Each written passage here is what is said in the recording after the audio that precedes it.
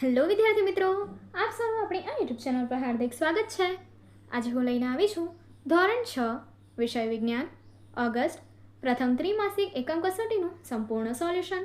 તો ચલો આપણે આગળ વધીએ. પરંતુ તે પહેલાં જો તમે આપણી આ યુટ્યુબ ચેનલને લાઇક, શેર અને સબસ્ક્રાઈબ ન કરી હોય તો જરૂરથી કરજો. સેક્શન એ, નીચે આપેલા વિકલ્પ માટે સાચો વિકલ્પ પસંદ કરીને તમારે જવાબ આપવાનો છે. પહેલું, નીચેનામાંથી કયું વિધાન ખોટું છે? જવાબ છે સી, વિજ્ઞાનમાં લોકો એકલા અટુલા કાર્ય કરે છે. બીજું, નીચેનામાંથી કયું કુદરતી નિવાસ સ્થાન કહી શકાય નહીં? જવાબ છે ડી, ખેડેલ ખેતર.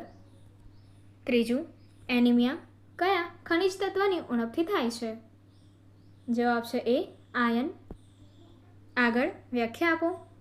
જૈવ વિવિધતા, કોઈ ચોક્કસ પ્રદેશમાં વિવિધ પ્રકારની વનસ્પતિઓ અને પ્રાણીઓ જોવા મળે છે. આને તે પ્રદેશની જૈવ વિવિધતા કહે છે. ત્યારબાદ પોષક તત્વો, આહારના જે ઘટકો ઉર્જા પ્રદાન કરે છે, વૃદ્ધિમાં મદદ કરે છે, શરીરના સમારકામમાં મદદ કરે છે અને રોગોથી રક્ષણ આપે છે, તેમજ વિવિધ શારીરિક કાર્યોને જાળવી રાખે છે, તેને પોષક તત્વો કહે છે.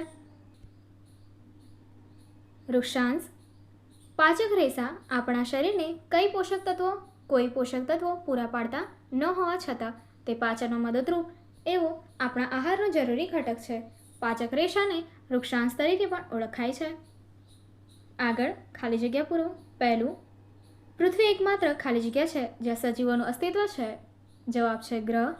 બીજું, બીજનું છોડમાં રૂપાંતર થાય છે તેમ ઈયળનું સુંદર ખાલી જગ્યામાં રૂપાંતર થાય છે. જવાબ છે પતંગિયું. ત્રીજું, લદ્દાખના ઠંડા રણમાં રહેતા ઊંટને ખાલી જગ્યા ખૂંદ હોય છે.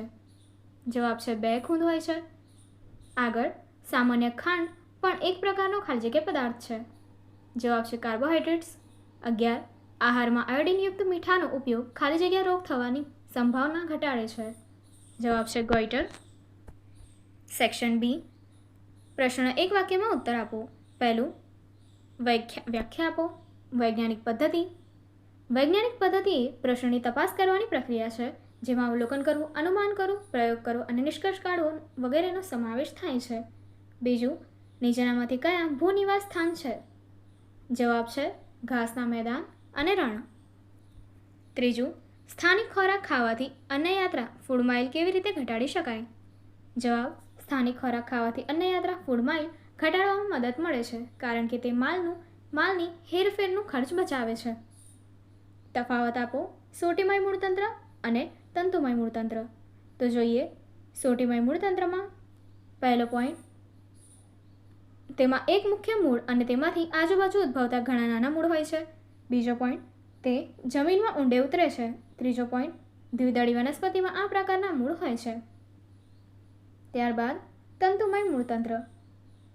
પહેલો પોઈન્ટ, તેમાં મુખ્ય મૂળ હોતું નથી, તેને ઘણા એક સરખા તંતુઓ જેવા નાના મૂળ હોય છે. બીજો પોઈન્ટ, તે જમીનમાં ખૂબ ઊંડા જતા નથી. ત્રીજો પોઈન્ટ, એકદળી વનસ્પતિમાં આ પ્રકારના મૂળ હોય છે. આગળ, વિટામિન અને ખનિજો વચ્ચેનો તફાવત. વિટામિનમાં તેઓ શરીરને રોગોથી રક્ષણ આપે છે. તેઓ સારી દ્રષ્ટિ, હાડકાં, દાંત અને હૃદયના સ્વાસ્થ્ય માટે જરૂરી છે. ખનિજ તત્વોમાં તેઓ શરીરની અગત્યની જૈવિક ક્રિયાઓના નિયમન માટે ઉપયોગી છે. બીજું, તેઓ શરીરના રુધિર, હાડકાં, દાંતના બંધારણમાં ઉપયોગી છે. સેક્શન સી, વૈજ્ઞાનિક કારણ આપી સમજાવો. પહેલું, વનસ્પતિઓને પ્રાણીઓને જૂથમાં વહેંચવા અગત્યના છે. આપણે ભિન્ન લક્ષણો ધરાવતી વનસ્પતિઓ અને પ્રાણીઓની વિવિધતા વચ્ચે રહીએ છીએ. વનસ્પતિનો કદ, આકાર, ઊંચાઈ, પર્ણના આકાર, શિરાવિન્યાસ, પર્ણદળ, ફૂલ, બીજ વગેરે બાબતોમાં ભિન્નતા ધરાવે છે. પ્રાણીઓ પણ તેમના વસવાટ, ખોરાક લેવાની ટેવ, હલનચલન માટેના અંગો, પ્રજનન વગેરે બાબતોમાં ભિન્નતા દર્શાવે છે. પૃથ્વી પરની જૈવ વિવિધતાના બધા જ સ્વરૂપોનો અભ્યાસ કરવો શક્ય નથી. વનસ્પતિઓ અને પ્રાણીઓને તેઓની સમાનતા અને તફાવતોને આધારે જુદા જુદા જૂથ વહેંચવામાં આવે છે. આમ જૂથ પાડવાથી વનસ્પતિઓ અને પ્રાણીઓનો અભ્યાસ કરવો તથા સમજ મેળવવી સરળ બને છે. બીજું છે, સ્કર્વીના દર્દીને સાજા થવા માટે ખાટા ફળોનું સેવન કરવું જોઈએ. સ્કર્વીના દર્દીમાં રક્તસ્રાવ, પેઢાઓમાં સોજો અને ઘાનો ધીમો રૂંજ આવવો જેવા લક્ષણો જોવા મળે છે. સ્કર્વીનો રોગ વિટામિન સીની ઉણપથી થાય છે. સ્કર્વી રોગમાં છુટકારો મેળવવા માટે દર્દીએ વિટામિન સી ધરાવતો ખોરાક લેવો જોઈએ. લીંબુ, નારંગી, આમળા, જામફળ વગેરે જેવા ખાટા ફળોમાં વિટામિન સી હોય છે. તેથી સ્કર્વીના દર્દીએ સાજા થવા માટે ખાટા ફળોનું સેવન કરવું જોઈએ. સેક્શન ડી, મુદ્દાસર ઉત્તર આપો. પહેલો પ્રશ્ન, વિજ્ઞાનનું મહત્વ સમજાવો. વિજ્ઞાનનું મહત્વ નીચે મુજબ છે.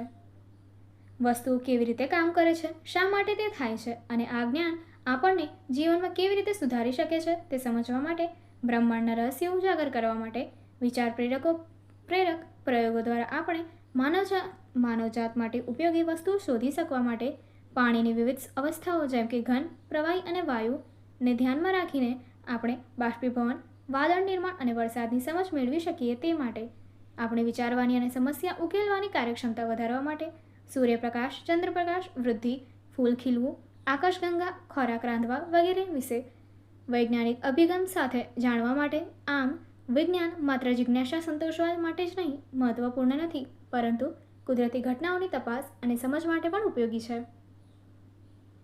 સેક્શન ઈ, પ્રશ્નોને ટૂંકમાં ઉત્તર લખો. પહેલું, વિજ્ઞાન વિષયનો અભ્યાસ કરવાનો હેતુ શું છે?